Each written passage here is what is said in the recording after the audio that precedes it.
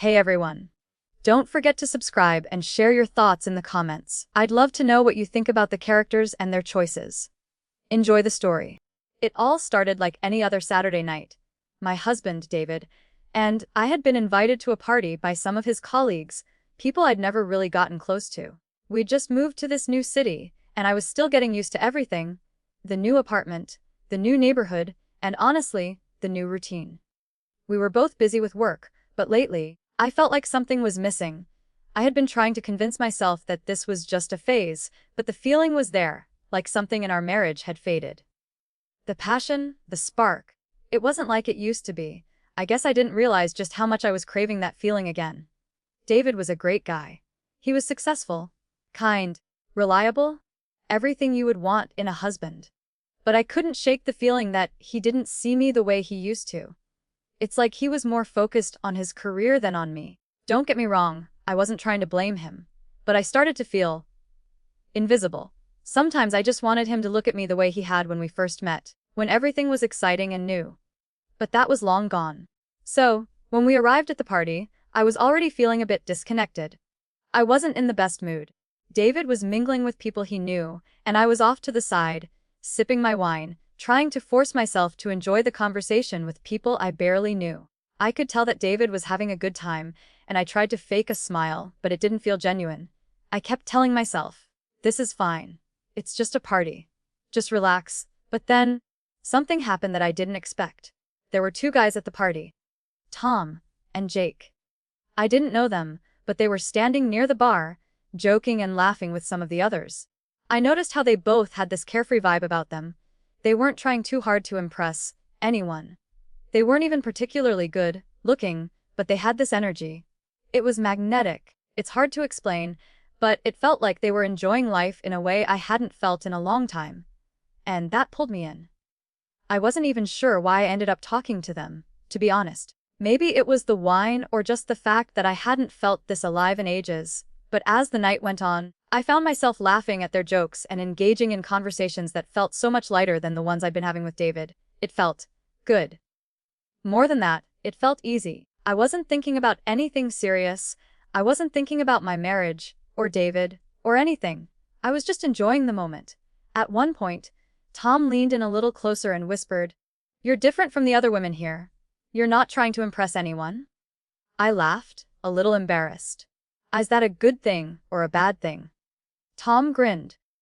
Definitely a good thing? I couldn't help but smile back.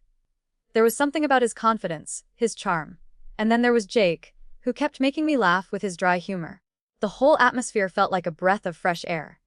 It was the kind of attention I hadn't gotten in a long time, and I won't lie, I liked it.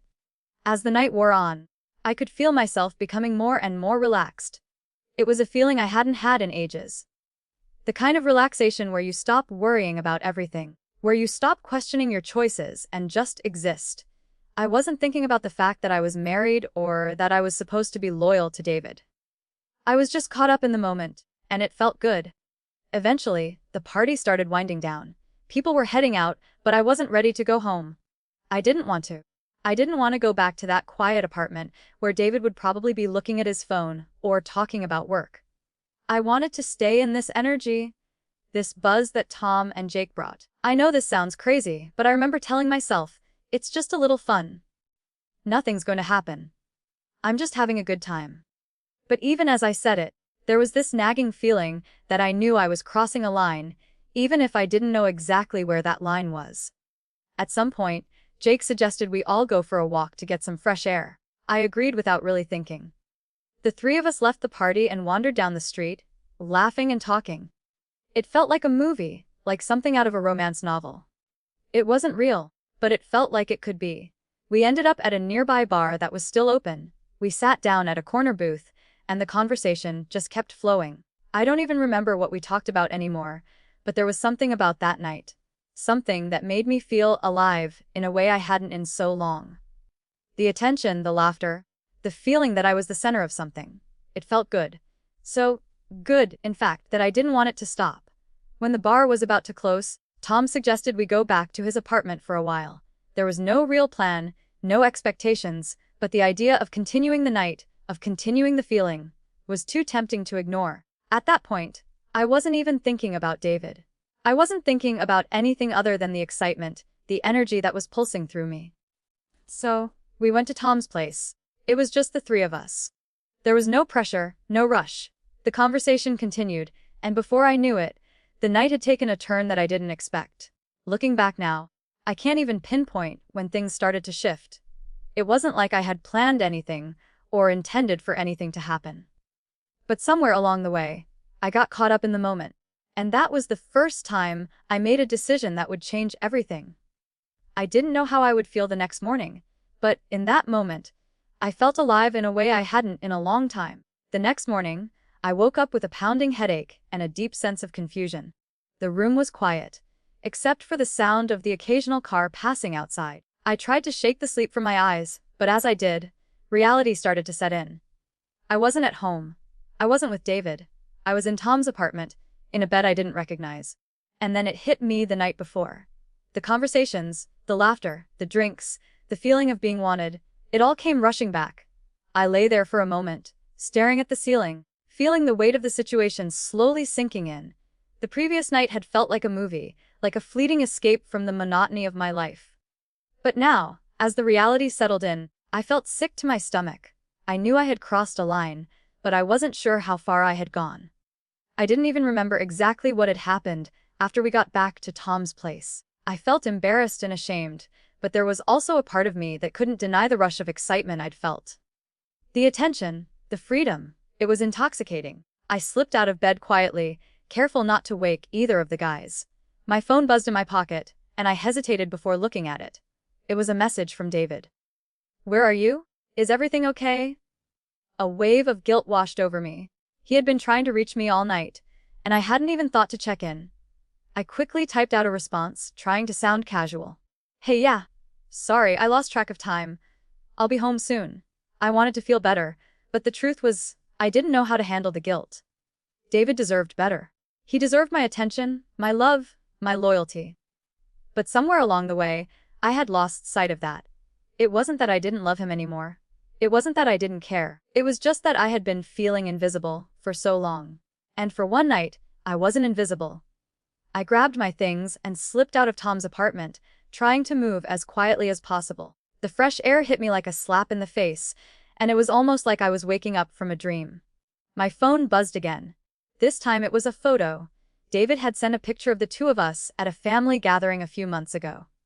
He looked happy, and I could see the love in his eyes. I felt the weight of that love in my chest. I didn't respond. There was no way I could explain what had happened. How could I tell him that I had spent the night with two strangers? That I had sought out attention because I felt neglected? I didn't want to hurt him, but I also didn't know how to fix what had already been broken. I got home, and David was already in the living room, sitting on the couch. He didn't look at me right away. His eyes were fixed on his phone, but I could tell he was waiting for me to speak first. He always did that. He never pushed me for answers, never asked the tough questions. It made me feel even worse because I knew that if he had asked, I wouldn't have been able to lie to him. "David, I'm sorry," I said quietly, my voice trembling. "I shouldn't have stayed out so late." He didn't respond right away, and I couldn't read his expression. It wasn't anger. It wasn't disappointment. It was something worse. Disconnection. He was distant, like he was already preparing himself for something he knew was coming but didn't want to face. I was worried. He said finally, his voice calm but cold. "You weren't answering your phone. I thought something happened to you." I lost track of time," I said, my words sounding weak even to my own ears. I hated how I sounded. But I didn't know how to make it right. David stood up, his movement slow, deliberate. He walked over to where I was standing, but he didn't touch me. He didn't even look at me the way he used to. "Do you know how much I care about you?" he asked. His voice wasn't loud, but it was filled with something raw, something I hadn't heard from him in a long time. "Do you know how much it hurts to feel like I don't matter? Like you don't care about me?" I swallowed hard, my throat tight. This was the moment I had been dreading. This was where everything would come to light. "I do care?" I said quickly. "I swear, I care about you. But I've been feeling." I stopped myself. What could I say? How could I explain this without sounding like I was trying to justify my actions? David shook his head. "I don't want excuses, Sarah. I want honesty. And right now, I don't think you're being honest with me. Or with yourself. I felt a lump in my throat. I never meant to hurt you, I whispered. I didn't want to do this. I don't know what happened. He looked at me then, his eyes filled with hurt. I've been trying, Sarah. I've been trying to make this work, but I can't keep doing this if you're not even here with me.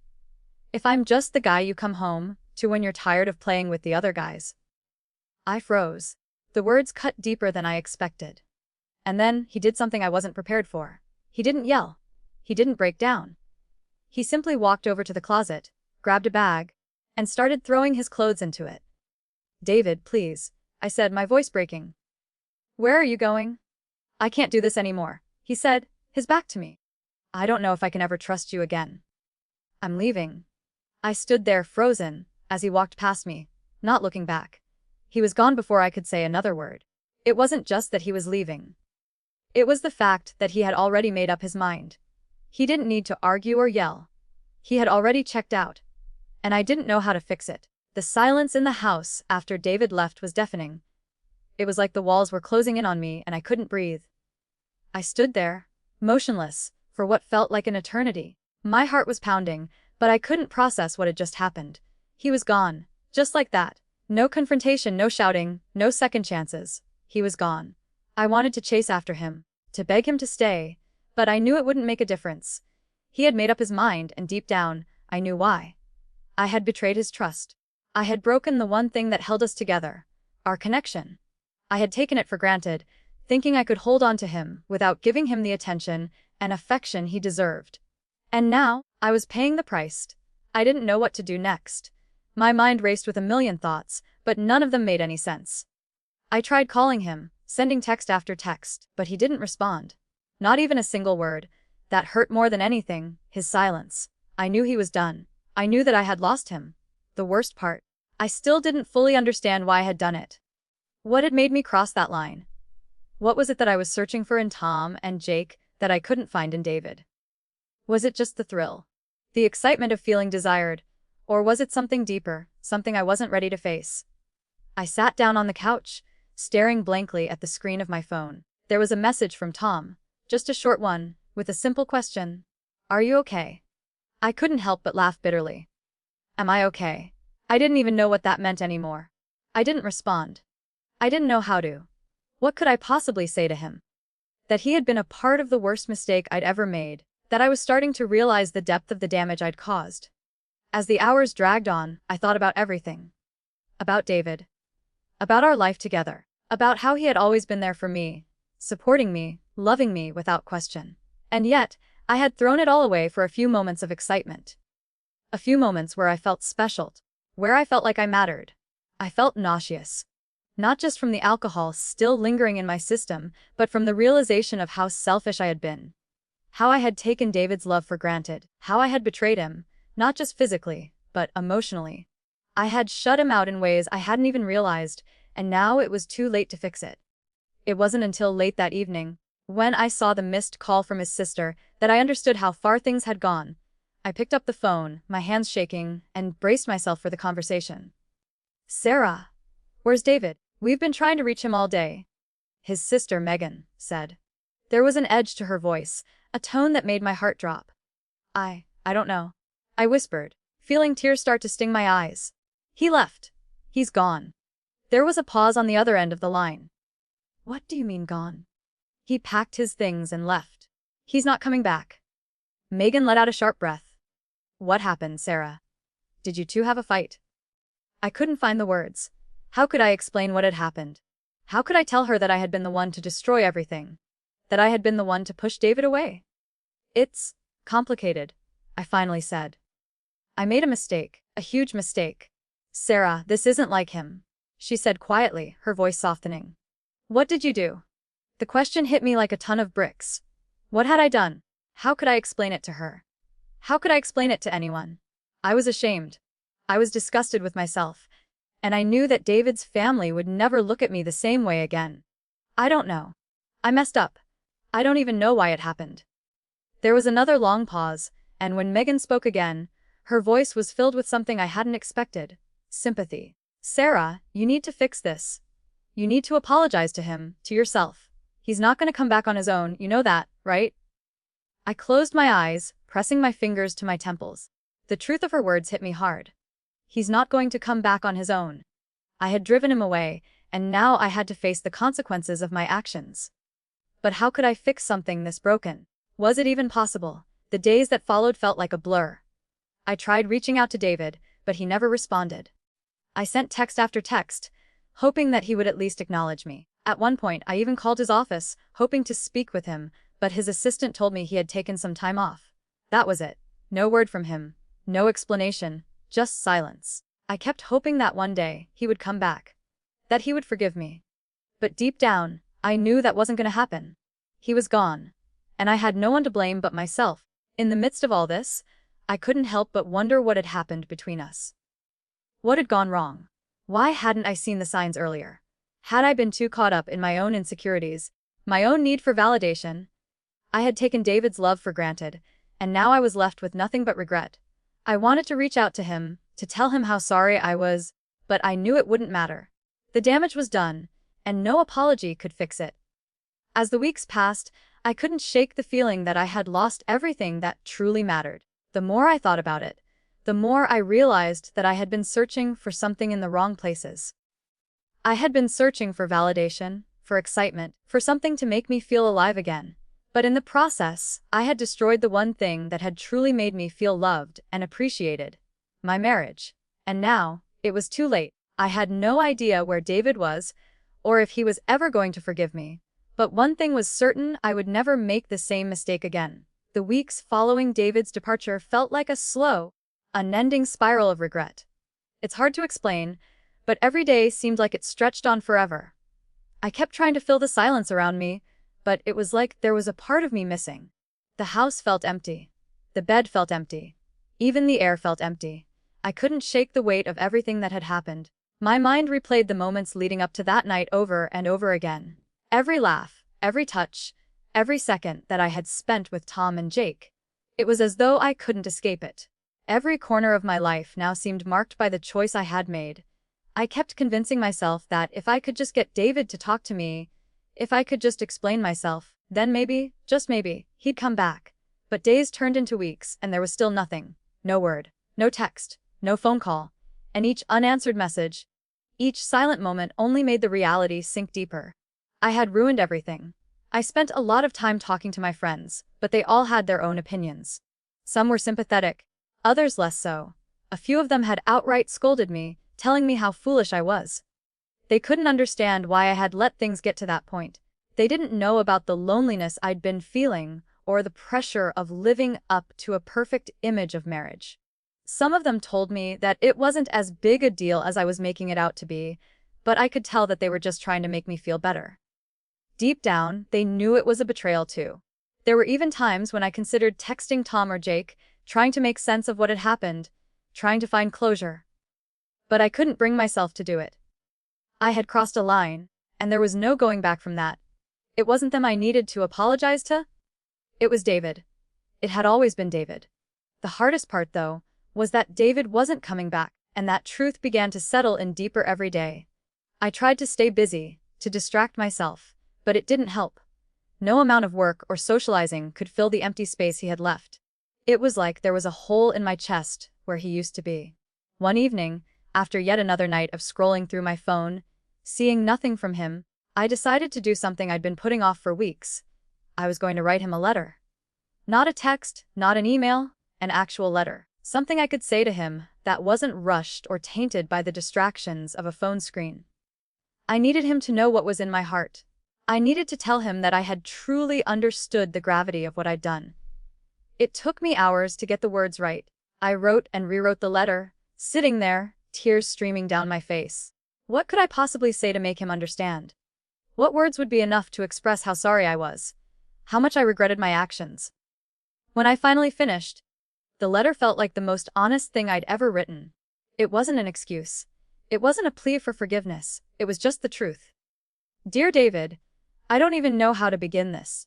I've spent so much time trying to make sense of everything that happened, trying to understand how I let it get this far. But no matter how many times I look back, I know that nothing can change what I did to you. I'm sorry. I'm so sorry for hurting you, for betraying your trust, for making you feel like you didn't matter. I don't even have the words to express how deeply ashamed I am of what I've done. What I did wasn't about you. It wasn't about our marriage. It was about me. About my own insecurities, my need for attention, for validation. And in my selfishness, I hurt you in ways I can never take back. I know this letter can't fix anything, and I don't expect you to forgive me. I don't deserve forgiveness. I've learned that the hard way. But I need you to know that I understand now. I understand how much I took you for granted, how much I ignored the love and care you gave me every day. You were always there, always supporting me, and I never even noticed it. I was so focused on what I didn't have that I never saw what I had in front of me. I don't know if you'll ever want to talk to me again, but I hope that one day you can find it in your heart to forgive me, not for your sake, for mine. Because I need to know that I can learn from this, that I can grow and become the person you deserved all along. If nothing else, I hope you know that I love you. I have always loved you, and I always will. Sincerely, Sarah. I sealed the envelope, but I couldn't bring myself to send it. What would it matter? He was already gone. I had made my bed, and now I had to lie in it. I sat there for a long time, holding the letter in my hands. I wondered if he would even read it. Would he care? Would he even remember the good times we'd shared? Or would all of that be erased by my one stupid decision? And that was the hardest part. The knowing that I had erased everything we had, just like that. The love, the memories, the partnership, it was all gone. Days turned into weeks, and I heard nothing. The silence was deafening, but I began to accept it. I realized, deep down, that this wasn't just about forgiveness. It was about accepting the consequences of my actions. David wasn't coming back. He had moved on with his life, and I had to do the same. But even then, even as I began to understand the weight of my choices, there was still a part of me that hoped. I don't know why. Maybe it was just wishful thinking, or maybe I wasn't ready to let go of the life I had imagined with him. But that part of me, the part that still held on, continued to ache with the hope that one day, David would come back. I guess that's the thing about mistakes. Some of them can be fixed, and some can't. And sometimes, the hardest thing to accept is that the ones we regret the most are the ones that leave the deepest scars. All I could do now was learn from this, change, and hope that someday, I would be able to look at myself in the mirror and know that I had grown from the person I had been. The person who made those mistakes. Because that's all we can do when we screw up. We can't undo it, but we can try to be better. And maybe, just maybe, that's enough.